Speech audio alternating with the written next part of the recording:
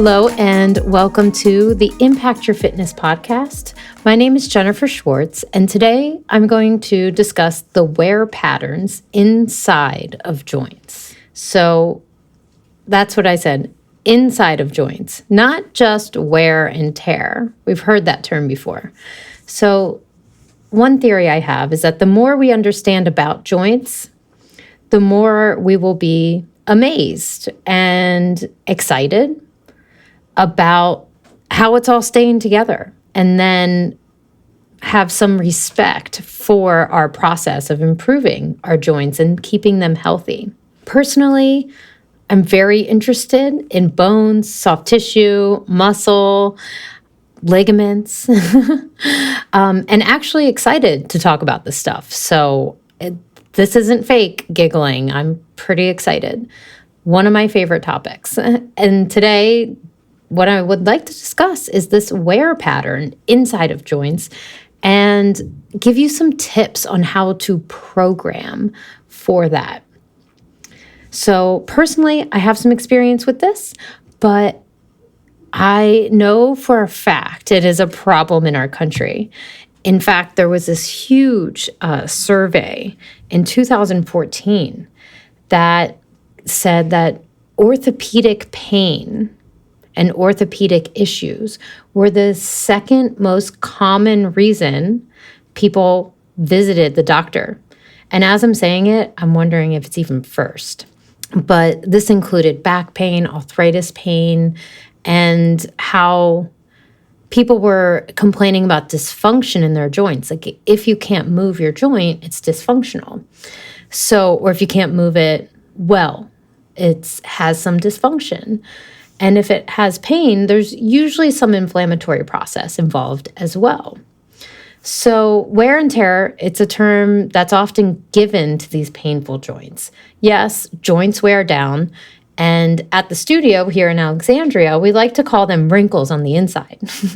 And that's a positive and light way to explain this truth of life, which is that joints do indeed wear down.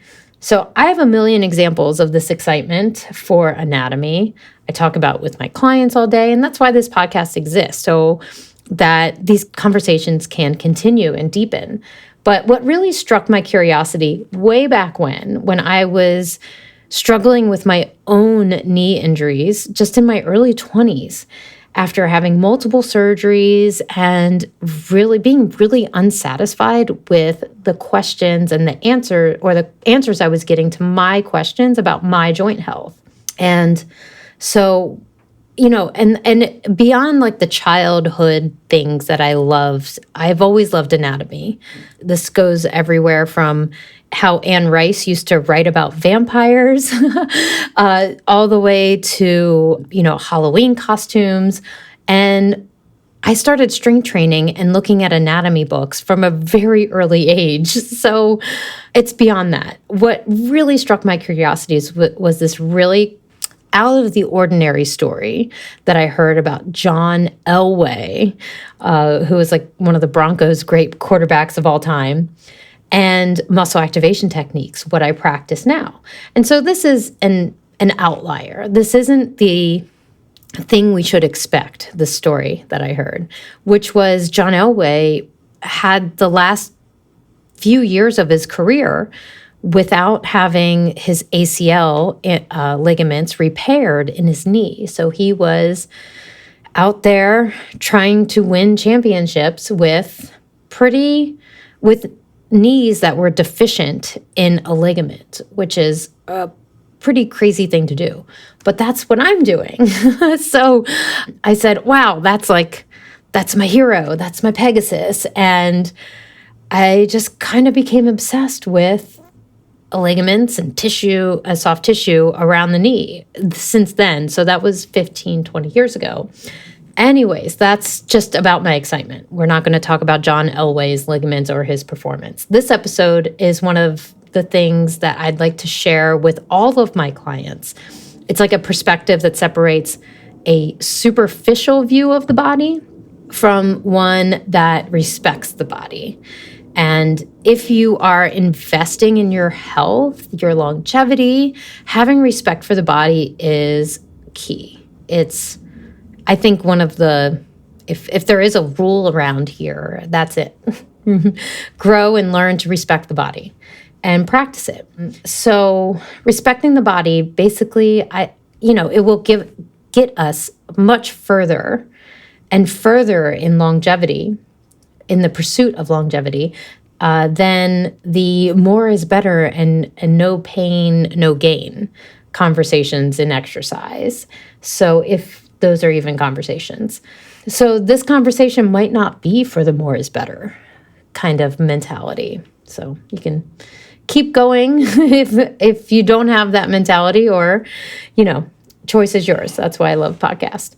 So the superficial view of the body is problematic. And for me, this is actually different than just a desire to look and feel good. And I know that's a lot of people's motivation for working out. No shade. Like, I love looking in the mirror after a workout. And I'm okay with that. But that doesn't mean I have a superficial view of the body. I'm referring to only assessing the outside of the body and holding that as truth for what is happening on the inside of the body.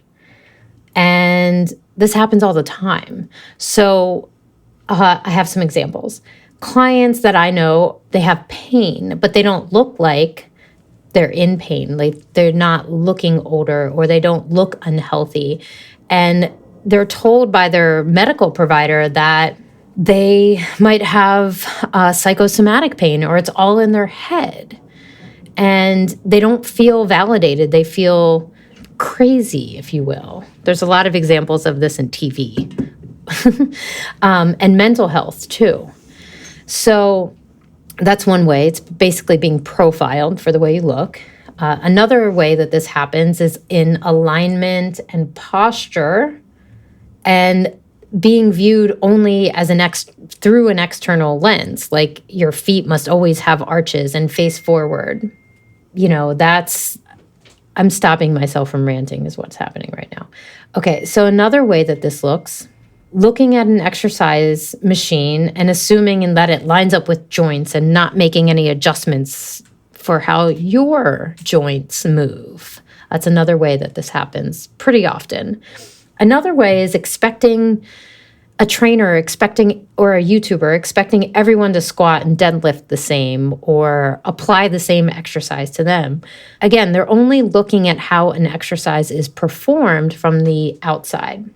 So my questions on, getting a more internal perspective of the body is asking the question, how do we get total function of our joints, even though they do have some wear down patterns in them?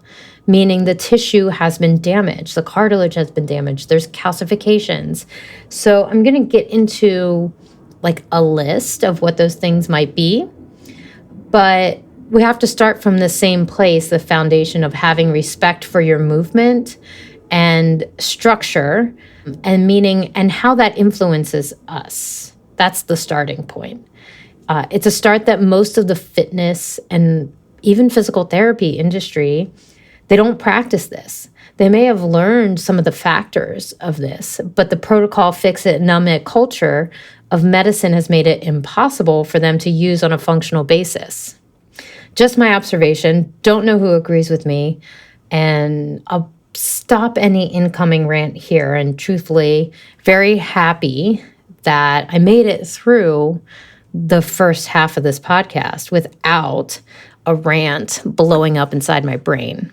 Okay, so we'll start with that list of what is joint wear and tear? What are the stages of it?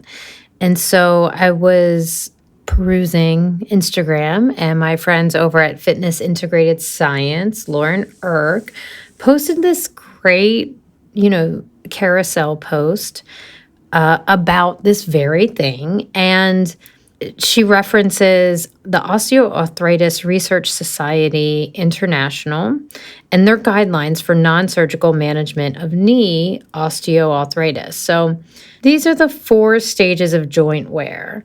One is the softening phase. This is where the cartilage that covers the ends of the bones in the joint becomes softer and less resilient. Okay.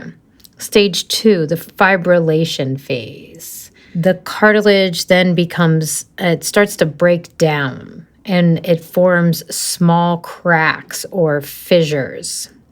So I think as we get to stage 4, we're going to get more and more damaged, basically. So stage 3, the erosion phase, the cartilage begins to wear away and that exposes the underlying bone. And I actually have that now. And I don't have any pain or grinding or popping. Well, I probably need to get a x-ray to confirm that it's still there. Stage 4, bone on bone. Man, I've heard this term so many times. Cartilage that has completely worn away and the bones in the joint are rubbing directly against each other. This is, pretty late set on arthritis. And it's really just important to find it out early on and adjust your strength training accordingly. I want to share another really cool view of exercise from the inside. Now, this was told to me by a gentleman called Tom Purvis of the Resistance Training Specialist. You can also see purchase his videos at personaltraining.com. And, he doesn't like to be quoted. So I'll say this is my interpretation of what he said. But, he's one of the people that really sparked some of my anatomy curiosity or furthered it along its curiosity. And he has this interesting term for the maintenance of the contact surfaces, the contact surfaces. So I just mentioned in stage 4 of joint wear that there's bone on bone where the contact surfaces are touching each other. Well, the management and the maintenance of the appropriate amount of contact surface, he calls centrifugation. And it's a detailed look at how the joint maintains the integrity of the surface areas. So the lack of integrity of surface areas would be that bone on bone or fissuring or cracking of the cartilage. So here's the interesting thing is that contact surfaces are fundamental for how movement occurs. Movement is orchestrated for these joints to basically stay together. Our brain wants the joint to be stable when the body is moving. So maintaining that appropriate axis and appropriate orientation is really important. So think about the center of an axis or of a wheel and that holding stable while the bike and the wheels are moving via the gears. So a dysfunctioning bike is, I'm trying to imagine a wheel losing its axis and how dangerous that would be. Okay, so that's the visual I'm trying to give you for how joints maintain contact surfaces or the appropriate amount of contact surfaces.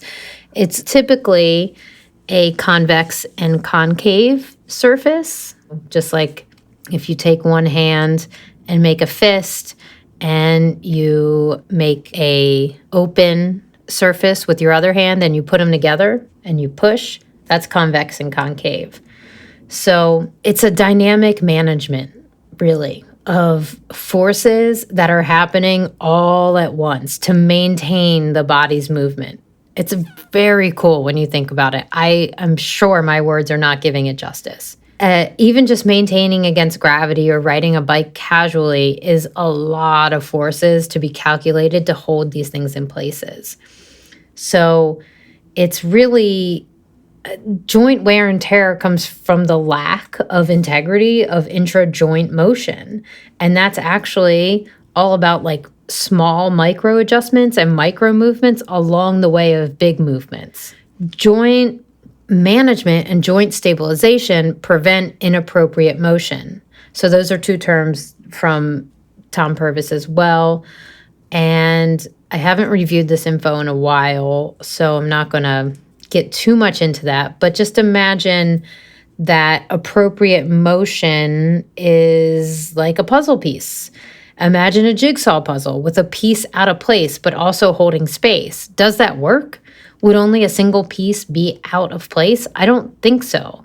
So the integrity of the puzzle relies on these, contact surfaces, and so does joint motion. So what is inappropriate motion of a contact surface management? It's when the joint doesn't maintain an optimal axis. The body doesn't love this and will try to stop it. If the joint cannot maintain integrity, what does this mean? It means, I imagine, like tightened muscles, blocked movement, really, different types of pain or subluxation or subluxation. Yeah, I mean, I can't ever pretend to like imagine how many ways this plays out in the body, but there are just so many influences and affected tissues from like one jigsaw piece. And it could be ligaments, it could be pressure from fluid that has an influence here. It could be nerve influenced, it could be tendon influenced, it could be brain influenced. There's just a lot of options besides muscles, So I just think it's, one really interesting, not to like force change on the body, because if your body's like avoiding certain movements, it might be because the maintenance of the contact surfaces is at risk. And I don't know, I just don't think you should force it. And this is a huge factor. These ideas are only to promote really smart exercise design and not necessarily scare anyone or say that joint pain is inevitable. I'm a person who walks around with arthritis and has no pain. So my x-rays do not reflect how I move. My x-rays don't reflect how I feel. And so that's why I kind of wanted to share this, really cool inside view of the body. And I think it can impact your fitness, and I think it should impact your exercise design. If you want more info on that, we talk about that in the Be Your Own Exercise Guru. That's my course. You can find more info about that in the show notes or at jennifersimoneschwartz.com. I also would love if you would give us a virtual high five, maybe on iTunes, maybe on Instagram. You can find us at Think Fit, Be Fit Podcast. We're everywhere, all over the internet. And thank you so much for being here this week. I love doing this show. And if you have any questions or suggestions, let us know. Have a great week.